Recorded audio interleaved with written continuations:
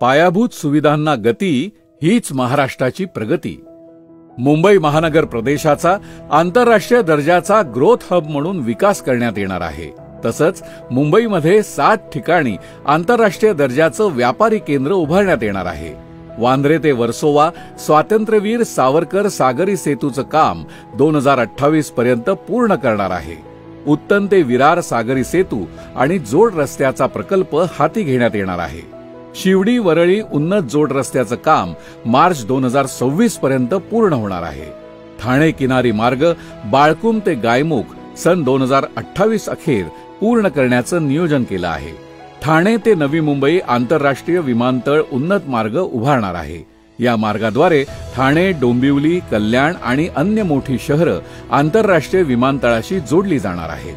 नवी मुंबई आंतरराष्ट्रीय विमानतळाचं 85% काम पूर्ण. एप्रिल 2025 मध्ये देशांतर्गत सेवा सुरू होणार आहे. महाराष्ट्र राज्य परिवहन महामंडळाच्या डिझेल बसचं रूपांतर सीएनजी आणि एलएनजी बसमध्ये करण्याची प्रक्रिया सुरू आहे. महामंडळाला नवीन बस खरेदीसाठी शासनाकडून अर्थसहाय्य उपलब्ध करून देण्यात येणार आहे. ही नांदी आहे विकास पर्वाची. महाराष्ट्र आता थांबणार नाही, विकास आता लांबणार नाही.